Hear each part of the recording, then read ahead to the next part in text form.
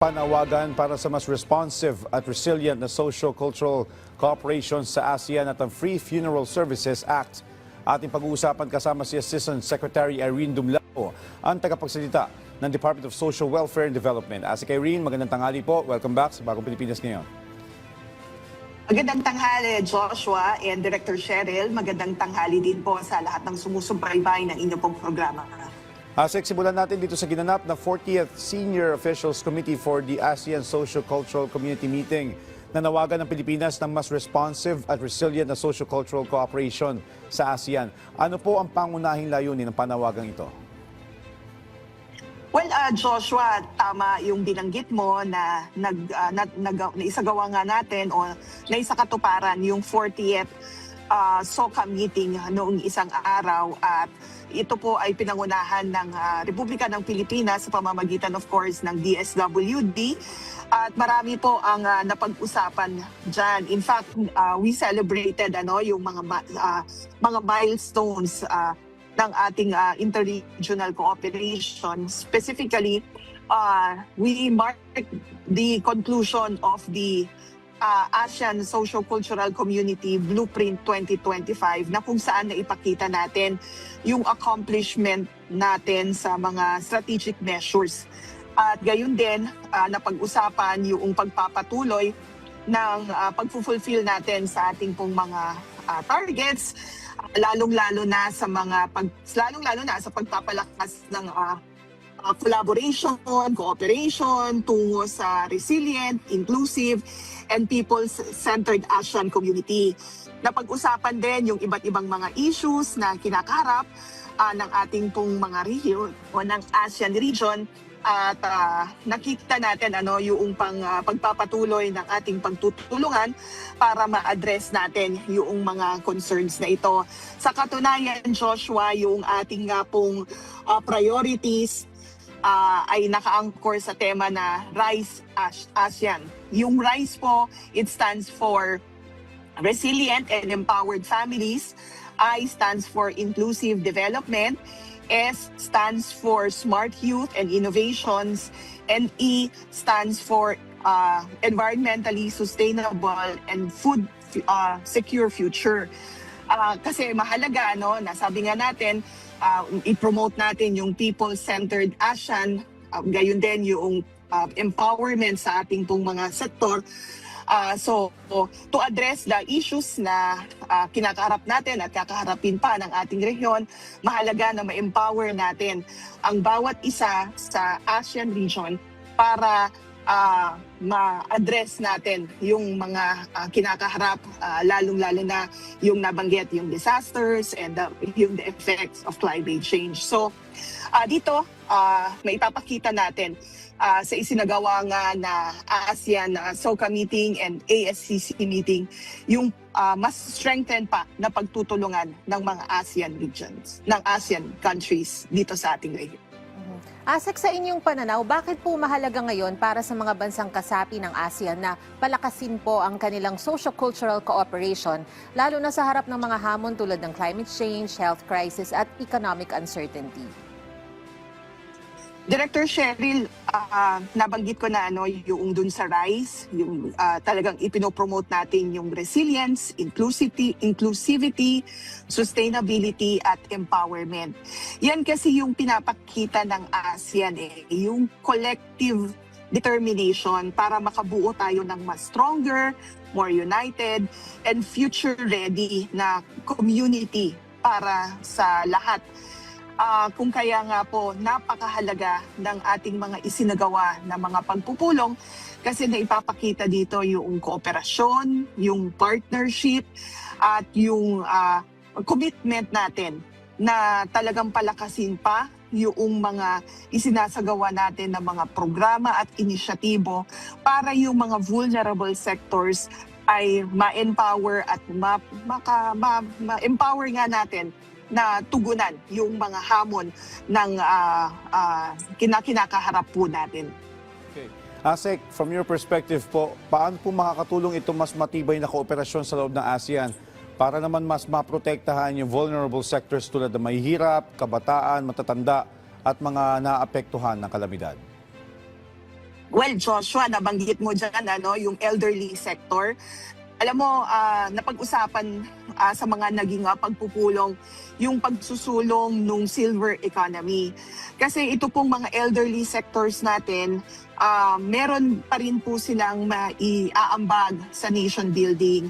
Sabi nga ni Secretary Rex Gatchalian kahapon, aging na po yung ating population at darating yung araw na mas marami na po yung bilang ng mga elderly people sa ating pong komunidad.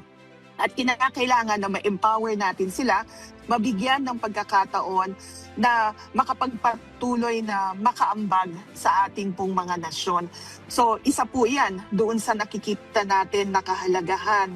Pangalawa rin of course yung pagbibigay rin ng espasyo o ng oportunidad para sa mga kababaihan. Kasi they also belong to the vulnerable sector.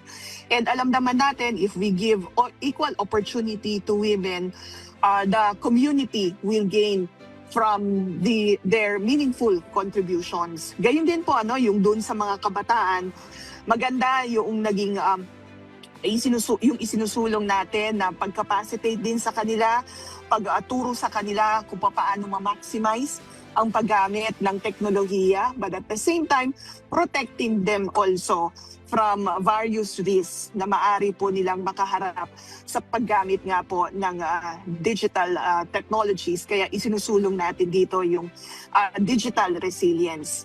And nakita po natin, gayon din yung pagpapalakas ng pamilya. This is something that we're also looking at. In fact, sa priorities natin, that's under letter R, yung resilient and empowered families. Kasi alam naman natin, Joshua, ang pamilya ang pinaka-basic unit ng ating society at dyan po nag-uumpisa ang lahat na ituturo ng maayos sa mga anak kung paano po maging responsible members of the society. So maganda yung ating pong mga isinusulong na mga programa para sa pag-strengthen ng pamilya. So dito nakikita natin kung paano makakatulong itong mga isinagawa natin ng mga pagpupulong for the various sectors. ASEC, nabanggit din po sa pulong ang pangangailangan na maging people-centered at inclusive ang mga polisiya sa rehiyon. Paano po maisasali ng prinsipyong ito sa mga konkretong programa para sa mga mamamayan ng ASEAN? Yes, tama, Director Sherin. Kung na-notice nyo, yung chairship talaga natin, we put strong emphasis on yung sa promoting family resiliency, youth empowerment, gayon din yung inclusive development of the marginalized and vulnerable sectors. Kasi sila po kapag na-empower natin sa matutugunan po nila yung kanila pong mga concerns. They would also be able to help us sa pagpapabuti at pagpapalakas ng ating bansa. So talagang nakafocus sa family, nakafocus sa youth, nakafocus dun sa elderly sector. Gayun din sa mga indigenous peoples, women, persons with disabilities. Because sabi nga natin, di ba, yung pag-pursue natin ng inclusive development, wala pong maiiwan sa mga sektor na ito. So pag-uunlad po ang ASEAN region, lahat dapat ng mga nationals ay uunlad din. Kaya napakahalaga that we really focus or center our attention to this sector because they will be able to help us in nation building. At ASEC, paano naman po matitiyak na ang mga napagkakasunduan ng polisiya at programa sa antas ng ASEAN ay epektibong mapapatupad sa bawat bansa, kabilang na po ang Pilipinas? Base po sa inyong mga napagpulungan. Yes, marami tayong of course mga napag-usapan, may mga key frameworks, may mga priority social policies for Southeast Asia na nabalangkas at magpapatuloy yung mga diskusyon kasi yung dun sa SOCA meeting nagkaroon po na parang parang technical working group discussions. Marami po ang mga na-set na mga programa, mga polisiya, and then nung nagkaroon na nung ASCC meeting, nakita yung mga priorities, yung mga frameworks na maaaring ma-adapt na siya rin namang may isusumite sa mga heads of states for consideration kapag nagkaroon na tayo ng summit. But ito nga, yung sinasabi ko na patuloy na diskusyon, patuloy na mga workshops, doon po natin makikita at mamomonitor yung progress ng ating pong isinasagawa na mga activities. But sabi nga po natin, this is not just about meetings, this is not just about discussions, but mahalaga na nai-involve din ang bawat sektor because they could really help us ensure na yung pong ating mga inisyatibo would be achieved and would really inure to the benefit ng mga vulnerable sectors na nabanggit. Kaya mahalaga yung meron tayong sinusundan na tema. Ito nga yung RISE ASEAN. Again, uulitin ko po, R stands for Resilient and Empowered Families, I stands for Inclusive Development, S stands for Smart Youth and Innovation, and E stands for Environmentally Sustainable and Food Secure Future. At lahat po niyan ay mayroong isa sa gawa na pag-monitor para matiyak na lahat ng mga napag-uusapan natin would be fulfilled. ASEC, sa ibang usapin naman po, nagbukas na ang DSWD ng public consultation para sa Implementing Rules and Regulations ng Free Funeral Service Act. Ano po ang layunin ng konsultasyong ito at paano po ito makakatulong itong mga suhestyon ng iba't ibang sektor sa mas epektibong pagpapatupad ng batas? That's correct, Director Cheryl. Itong Free Funeral Services Act, which lapsed into law noong pong September 2025, ay meron na nga po tayong nabuo na draft IRR.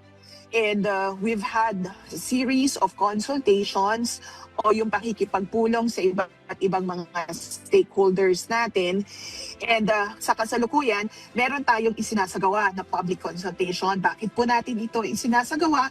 Ito ay upang ma-solicit natin o makalap yung mga suggestion, rekomendasyon ng iba pang miyembro ng ating pong komunidad para mas mapagbuti pa itong nabuo natin na IRR because nais natin na talagang ma-involve yung bawat sektor po nang sa gayon maayos nating maipapatupad at ma-attain natin yung objectives nga po ng Free Funeral Services Act. So ito po meron tayong isinet na deadline and in fact we've also posted sa ating pong mga official communication platforms yung call po for the submission of comments again para matiyak na lahat po ng sektor ay mabigyan ng pagkakataon na mapagpabuti pa itong pagpapatupad natin sa programa. At pahabol rin po na tanong, ASEC, paano naman po matutukoy kung sino yung kwalipikadong makatanggap ng serbisyong ito at paano sila maaari mag-apply? Well, Joshua, of course, we don't wanna preempt yung pong implementasyon at issuance ng IRR, but alam niyo po, na-pattern natin ito doon sa kasalukuyang ipinapatupad na DSWD, yung Assistance to Individuals in Crisis Situation, na kung saan may component po iyan na burial assistance. At ito po, batay na rin doon sa sinasabi ng batas, yung mga kwalipikadong kababayan po natin ay yung indigent na mga Filipinos na wala pong kakayanan na magbigay ng disenteng pagpapalibing sa kanila pong mga yumaong mahal sa buhay. So yun po yung intent ng batas at yan po ay tiniyak natin na maisakatuparan sa pamamagitan nga nung IRR na binuo natin which drew experiences from the current implementation of the burial assistance under AICS. And we also enumerated the different documentary requirements that will be submitted by a particular client to establish that he or she is indeed an indigent Filipino and is experiencing crisis or was affected by a disaster or an emergency. Asek, kapag ganap nang naipatupad ang programa sa buong bansa, paano naman po titiyakin ng DSWD na ito pong mga funeral service providers ay susunod sa batas at maibibigay ang nararapat na serbisyo para sa mga benepisyaryo? Well, Director Cheryl, that's the purpose why we had various stakeholder consultations when we drafted the IRR, because we really wanted yung active cooperation ng mga service providers, particularly yung mga funeral service providers natin. Kasi kung makikita natin yung batas, meron talaga siyang penalty clause na nagsasabi kung hindi po may isa katuparan, hindi gawin, i-fulfill, sumunod yung mga yung mga service providers ay may karampatang pong parusa para dito. But then again, sabi nga natin, we're in the business of nurturing partnerships, kaya mahalaga yung isinagawa natin na konsultasyon with them. Kasi ang gusto po natin maging maayos yung pagpapatupad natin ng serbisyo sa mga kababayan natin na nangangailangan ng tulong. So that is what we did, na para matiyak na lahat po ng mga service providers who are mandated to create or provide an indigent funeral service package para sa ating mga kababayan. And then of course, yung maging maayos din, yung magiging transaction natin with them. Especially that DSWD nga po will be paying for these services na gagawin nila para sa mga kababayan po natin na nangangailangan. So again, yan, na mahalaga yung isinagawa natin na consultation with them para matiyak na yung mga service providers natin ay susunod doon sa isinasaad po ng batas. Alright, with that being said, maraming salamat po sa inyong oras at sa impormasyon. Assistant Secretary Irene Dumlao, ang tagapagsalita ng DSWD. Thank you, Asek. Thank you and good afternoon.